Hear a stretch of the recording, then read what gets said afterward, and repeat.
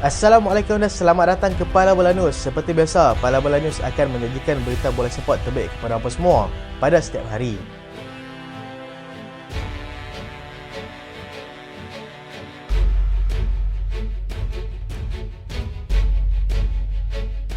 Kita lihat dahulu jadual perlawanan bola sepak di peringkat antarabangsa yang akan berlangsung pada hari ini dan pada awal pagi Jumaat nanti. Malaysia akan bertemu dengan pasukan Syria pada pukul 5 petang nanti. France akan bertemu dengan Ireland. Belanda akan bertemu dengan pasukan Greece. Pasukan Republik Czech akan bertemu dengan pasukan Albania. Poland akan bertemu dengan pasukan Faroe Island.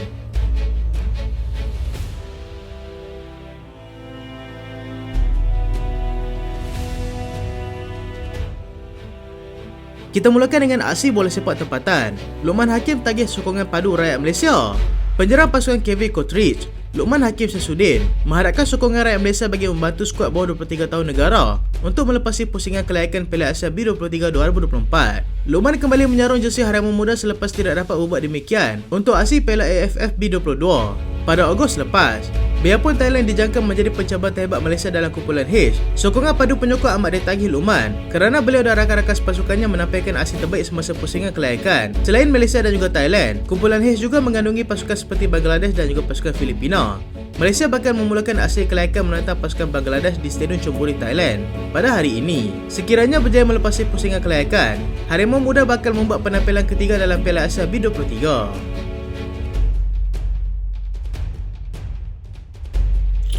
Pandangan Thanos Solari tentang lawan mereka di ACL. Ketua Jurulatih pasukan JDT, Thanos Solari, mempunyai pendapat tersendiri mengenai cabaran pasukannya di pentas Liga Juara-Juara Asia pada musim ini. Undian yang sudah pun dijalankan oleh AFC menyaksikan Harimau Selatan sekali lagi diundi bersama dengan jago daripada Jepun dan juga Korea Selatan, iaitu Kawasaki Frontale dan juga Ulsan Hyundai. Sementara pasukan BJ Patum menjadi lawan berikutnya kepada pasukan JDT. Beliau ditemui ketika sesi undian di AFC House, menjelaskan fokus pasukan kini tak arah untuk mempersiapkan pasukan menjelang kejohanan paling berprestij di Asia tersebut. Ia merupakan satu yang baru buat mereka. Walaupun mereka dilihat sudah berjaya pada musim lalu, tetapi dengan format baru yang digunakan pada musim ini, ia menjadikan cabaran untuk berhadapan dengan jago daripada Jepun dan Korea Selatan itu lebih sukar. Selain itu, Thanos Solari juga tidak memandang rendah jago daripada negara jiran, iaitu BJ Patum, yang tidak kurang hebatnya. JDT mula layak ke ACL pada tahun 2019 dan tahun lalu mereka berjaya mencipta sejarah dengan menjadi pasukan daripada Malaysia yang pertama untuk layak ke pusingan kalah mati. JDT akan memulakan kempen ACL pada musim ini dengan melayan kunjungan Kawasaki Frontale di Stadium Sultan Ibrahim pada 19 September nanti, sebelum ke Bangkok untuk bertemu dengan pasukan BJ Patum pada 3 Oktober nanti di Stadium Patum Thani. Ronald Koeman bengang dengan Ryan Gravenberch. Pengurus pasukan kebangsaan Belanda, Ronald Koeman, berang dengan keputusan pemain baru saja menyertai pasukan Liverpool pada jendela perpindahan tempoh hari, Ryan Gravenberch, yang menolak panggilan untuk mewakili skuad kebangsaan bawah 21 Belanda.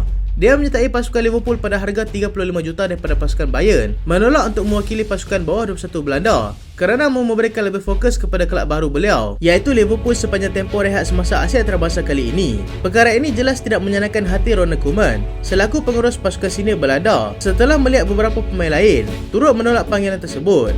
Dia berkata tidak gembira dengan keputusan Ryan Gravenberch. Nigel de Jong sudah pun menghubunginya mengenai perkara ini kerana bermain untuk pasukan junior merupakan peluang untuknya kembali menyalahkan diri. Malah nama Gravenberch juga tidak berada dalam senarai skuad Piala Dunia musim lalu.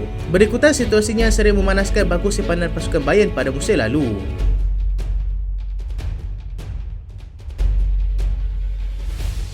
Gareth Southgate panggil pemain muda. Pengurus pasukan England, Gareth Southgate, telah memanggil beberapa pemain muda untuk membarisi skuadnya kali ini selepas 3 pemain bintangnya terpaksa diketepikan akibat masalah kecederaan. Mereka yang diketepikan adalah Bukayo Saka, Callum Wilson dan juga Levi Colwill yang terpaksa diketepikan kerana mereka menjalani proses pemulihan sementara Liga berehat untuk memberikan ruang aksi di peringkat antarabangsa. Southgate terlebih dahulu kehilangan Trent Alexander-Arnold dan juga Jack Grealish akibat masalah yang sama. Dia kini terpaksa memanggil pemain baru untuk mengisi kekosongan posisi yang ditinggalkan oleh 3 lagi pemain yang terpaksa direhatkan kali ini.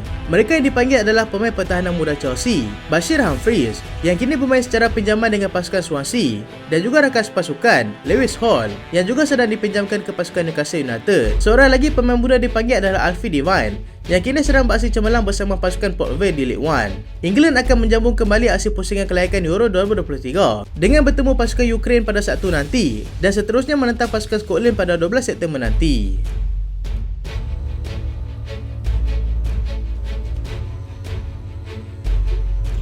Vinicius Junior sasar tempoh baru untuk kembali beraksi. Pemain sayap pasukan Real Madrid, Vinicius Junior, yang terpaksa berehat akibat daripada masalah kecederaannya, sedang bekerja keras untuk segera pulih daripada masalah kecederaannya itu. Dia yang pada mulanya diletakkan masa selama 6 minggu untuk dia dapat kembali semula beraksi seperti biasa. Mungkin akan kembali semula pada aksi derby menentang pasukan Atletico Madrid pada hujung bulan September nanti. Situasi tersebut bagaimanapun perlu dipantau terlebih dahulu bagi memastikan yang dia benar-benar pulih untuk kembali bersama pasukan. Pemeriksaan terhadap kecederaannya itu dijalankan setiap hari untuk mengetahui perkembangan terbaru masalah kecederaannya itu. Xavi setuju lanjutkan kontrak baru. Pengendali pasukan Barcelona, Xavi Hernandez, telah bersetuju untuk melanjutkan kontrak baru bersama dengan pasukannya itu.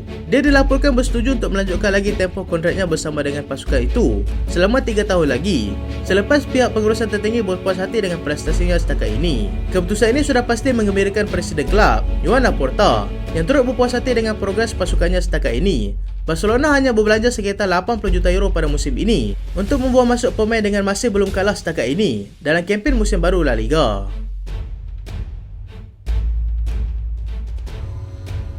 Manchester United sahkan nombor jersey Sofyan Amrabat. Sofyan Amrabat yang baru menyertai pasukan Manchester United secara pinjaman dari pasukan Fiorentina diberitakan akan menggunakan jersey nombor 4 sepanjang tempoh peminjamannya di Old Trafford. Dia dijangka akan menyertai pasukan utama Manchester United selepas tidak sempat membuat demikian ketika United tewas 3-1 kepada Arsenal hujung minggu lalu.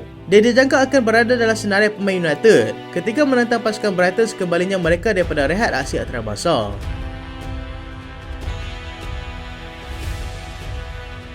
Al-Ittihad terus desak untuk dapatkan Mohamed Salah. Kelab daripada Arab Saudi, Al-Ittihad, terus mendesak Liverpool supaya melepaskan bintang mereka, iaitu Mohamed Salah, sebelum jendela perpindahan mereka ditutup nanti. Mereka dikatakan sudah pun bersedia untuk menaikkan lagi tawaran mereka sebelum ini, yang bernilai 200 juta pound. Walaupun sudah ditolak oleh pasukan Liverpool sebelum ini, pengurus pasukan Liverpool, Jurgen Klopp sendiri, juga telah mengesahkan yang mereka tidak akan menjual Salah kerana jika mereka melepaskannya, tiada pemain pengganti akan beraksi di posisinya nanti. Al-Ittihad dijangka akan terus mendesak sehingga hari terakhir jendela perpindahan mereka nanti. Kylian Mbappe sedia terima kontrak baru. Kylian Mbappe kini sedang berada dalam perbincangan untuk melanjutkan kontrak baru bersama pasukan PSG. Kontrak terbarunya itu juga mempunyai klausul perpindahan pada 2024 nanti. Liverpool dijangka akan menjadi pilihan alternatif untuknya sebelum dia meneruskan impiannya untuk menyertai pasukan Real Madrid.